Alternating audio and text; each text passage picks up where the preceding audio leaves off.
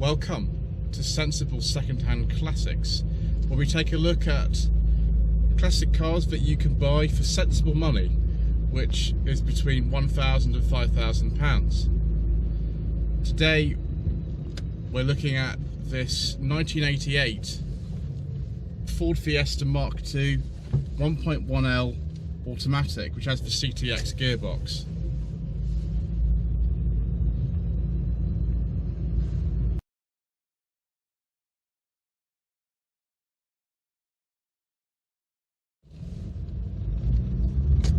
So the CTX gearbox in a Mark II Fiesta is a type of CVT. It's a very early type. It's made by the same kind of people who made the old DAF rubber belt CVT gearboxes, and it uses a steel belt which produces, rather than fixed gear ratios, sort of infinitely variable amount of them. It's a very strange experience driving this car because there's just no change in ratios. It just, a bit like an electric car, there's just one speed really, or there are infinite speeds depending on your point of view, and you kind of put your foot down because trying to pedal in this car is in what I consider to be quite an awkward position, but I think a lot of cars were like this at the time. And it just kind of goes. You have to be a little bit careful in town. It's a bit jerky. It makes a weird noise. It's a bit like a taking of aircraft or something. But I've got it up on this this country road. We're in Berkshire today, and we're doing about 60 miles an hour, which is why the camera's shaking around everywhere. It's very easy to drive once you get used to that. It's not the best town car because of this. It's like jerking at lower speeds, but it's a bit better when you get up to higher speeds. The Mark II Fiesta was launched in 1983, and the basic engine available was a 950cc engine. This and the 1.1 engines are sort of variants of the Kent family of engines introduced by Ford Anglia 105E in 1959. In this application, it's front-wheel drive, and the 950cc produces about 45 horsepower. In this car, the 1.1 produces about 50 horsepower. It's fast enough though. I don't know why it feels so much faster than it should be. Also, there were 4 and 5 speed manual gearboxes available for a Mark II Fiesta. Next engine up was the 1.3 Kent engine. Now that, I couldn't find a power figure for it. It was only actually sold in this particular car for about, I think, a year or something like that. It didn't last very long. The CVH engine, which replaced it, actually had 70 horsepower. That engine was also used in the Mark III Escort that we did on Tweed Jacket Reviews in the same area, because Callaghan, who has been looking after this car for its owner, Matt, used to actually own this one as well, and you know, he's a big fan of these 80s cars. He's provided a Maestro, and he's provided a Renault 5 as well. That's a 90s Renault 5, but it was a very 80s car, and of course that Mark III Escort. In 1986, the Fiesta Mark II range had a bit of a change, and there was a 1.4 version of that engine introduced, which generated 75 horsepower. The automatic version came along in 1987. It was only sold for less than 2 years because the Mark III Fiesta came in April 1989. About the time of the 86 model changes, there was also a 1.4S variant of the car with some nice spot lamps, but of course the model these days that most people would want, aside from a gear, would be the XR2, and that has a 1.6 engine with 96 horsepower. There were also some diesels, but we don't talk about those on this channel.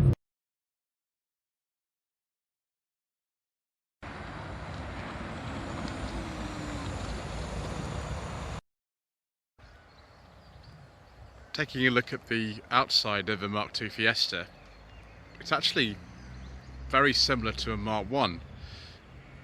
Obviously there are some panel changes, and you know, the doors and tailgate are different, but you can put Mark I doors and a tailgate on a Mark II from what I understand. Obviously the front end's quite different, but you know, it wasn't a radical update particularly of the formula that had been going since 1976. This car is in really, really nice condition. It's not perfect. I mean, there are, you know, evidence of sort of corrosion on the wheels a little bit. There is a little bit of rust bubbling on the rear like this, but considering the age of it, it's a 1988 car. It's just remarkable, really. One thing we'll need is the key to open the boot, because you can't open the boot of a Mark II Fiesta without one of these. Not the biggest boot in the world, but for the time this would have been okay. I've made sure that we get the clips kind of in the right place so I can just lift that up. Unlike in I think a Mark III Fiesta, the spare is under there, and there's the washer fluid reservoir. You actually have two separate compartments in this boot. It's interesting. The other one contains things like coolant and oil and stuff like that. There's really not much to it. I mean, you can see that the inertia wheel mechanism for the seat belts is just under here, and we've had to put a slit in the side bits, because obviously on a Mark I Fiesta you didn't get rear seat belts having at all. Parcel shelf is intact. On the back of it you can actually see where the exhaust is, and there's no back box on one of these. There's just a box in the centre. Mr. Coleman, rubbish mechanic, who looks after a lot of the older cars that I have, and who is an expert on 1980s Ford, says that you can change a complete exhaust system on a Mark II Fiesta in under a minute.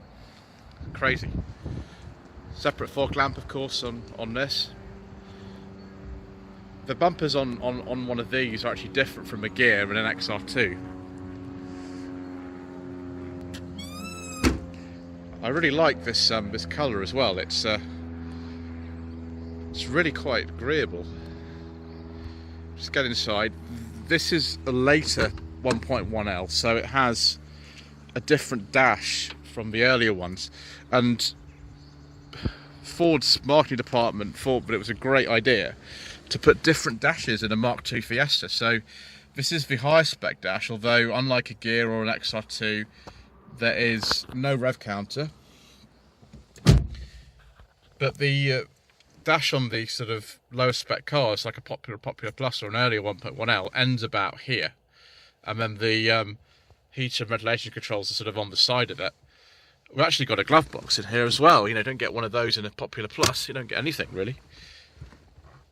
Single speaker for the stereo, I think, or it's mono.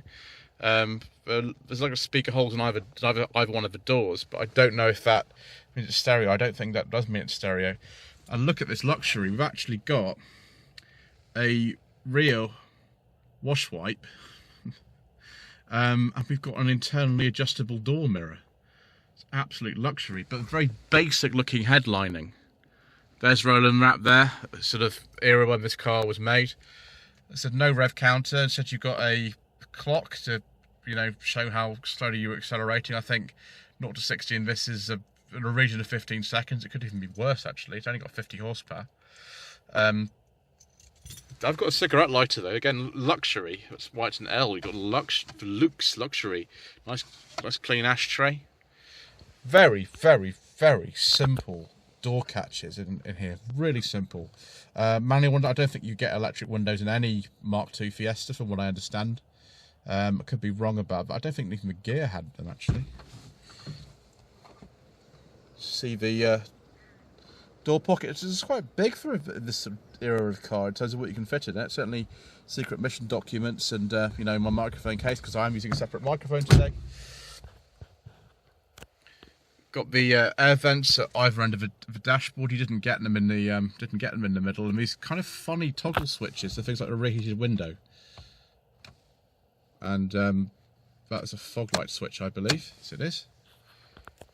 Oh, yes, of course, we've got the fancy dash, so we get the vents in the middle. If you get the Popular Plus or something, you don't get those. Right, let's see if I can get into the back. It's always going to be amusing. Just spotted viewers that I was obviously wrong, and you can get electric windows in a MkII Fiesta because there are the blanking plates for them. So clearly in a gear or something, that's what you got. So I don't think I'm going to fit very well in here, but no, not really. I'll have to sit a bit more upright and maybe we can get that to come down. Yeah, my head's against the headlining and it's not even back in the same place. There we go. No, I don't really want to travel very far in here. My head's against the roof. But I did used to travel the back of my uncle's MkII Fiesta when he had it, so there we go. The interior condition of this is really, really good. There's a little bit of a wear on the driver's seat bolster. There's the automatic gearbox lever. The auto ones were pretty rare. I mean, they were only made for less than 2 years, and you know, it wasn't the most popular option. It was only available on this engine, only in 2 trim levels. Yeah, there's just not much to it. You do get an ashtray on one side, very sort of 70s type thing. And again, you've got to be careful in this car that you don't fall over the seat belts when you get out. Clearly, that one's been nicely retracted for me, and because this car's only done in the region of 43,000 miles, it's not too bad. Adjustable headrests, and some of these I don't think you've got headrests at all in the front, and lots and lots and lots of vinyl. Split folding seats, which I'm not going to do today. I think you do get a middle seat belt, yes you do, and of course inertia wheel. So it's an 88 car, so by then it was, I think, the law that you had to have seat belts fitted in the back, although you didn't need to use them until 91. Right, I think it's time to go and look at the lovely Valencia engine.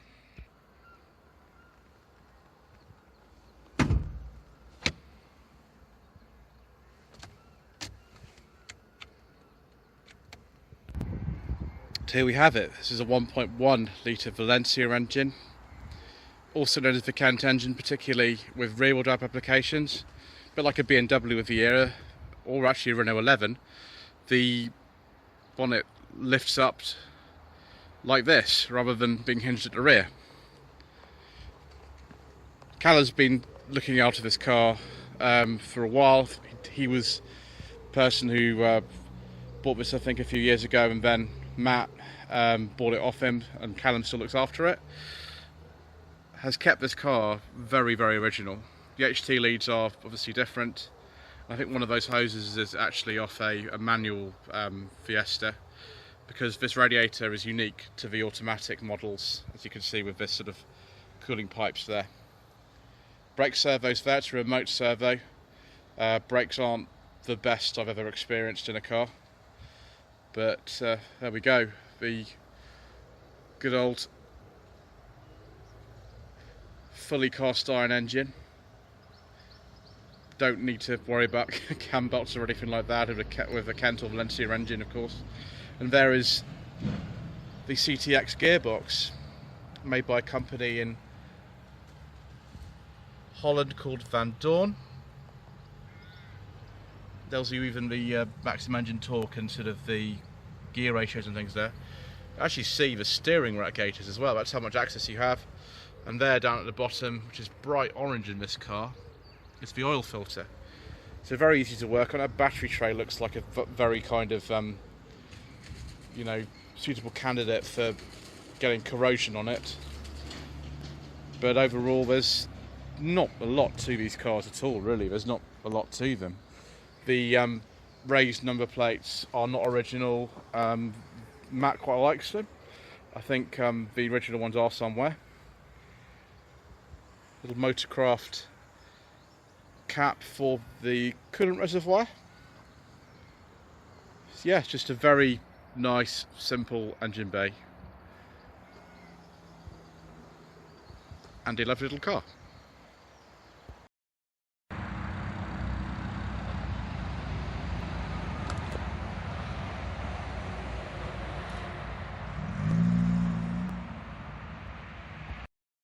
With slightly shaky camera mount, going along this road, and it's a bit of a interesting kind of drive. It's not as noisy as I thought it would be, but it's just very basic feeling. It's got a softer suspension than the Mark III Escort, but it's still, I wouldn't say, the most refined car I've ever driven. Trim levels were popular plus. I mean, most of the cars, you've got the very basic dashboard and, you know, no rear wiper in some of them, and no radio and nothing really. This L, which you get things like an internally adjustable mirror. The later L's like this got a slightly better dashboard, which is also shared with the Gear and the XR2, which adds to special editions, with the exception of the rev counter.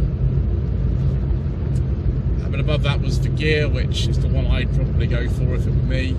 That was available 1.1 and 1.3, 1.4 engines, and of course the XR2 itself.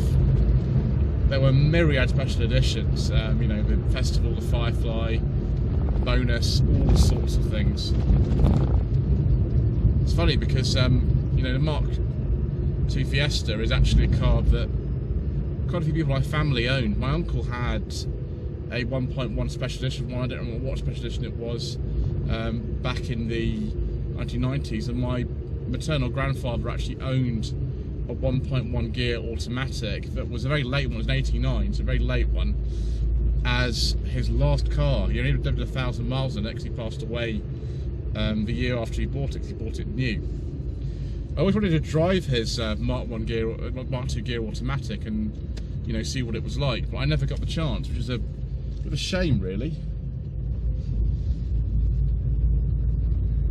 Just reminds me of a time when all these cars were everywhere around. You know, this one's owned by Matt, who enjoys it, and Callaghan still looks after it for him. And I think it's certainly worth in the sort of £1,000 to £5,000 range. Probably sort of more toward the top, because this is a very nice example. It's only done 43,000 miles, and it feels good. Everything is working well in it. Obviously, you could buy, you know, an Uno or a Metro or something like that, or a Vauxhall Nova if you really wanted to. But it's just something about this, particularly in, you know, sort of like Gear guys, that there's a really classy little car. I really like it.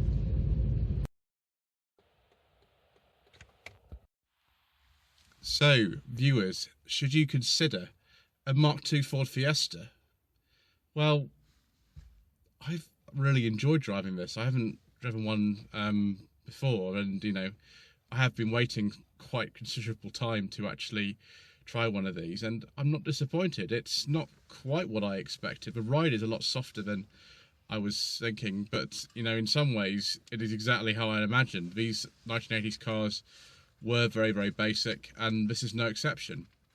This transmission is fascinating, although I think probably I'd have a 1.4 gear and stick with a manual gearbox, possibly the 5-speed one.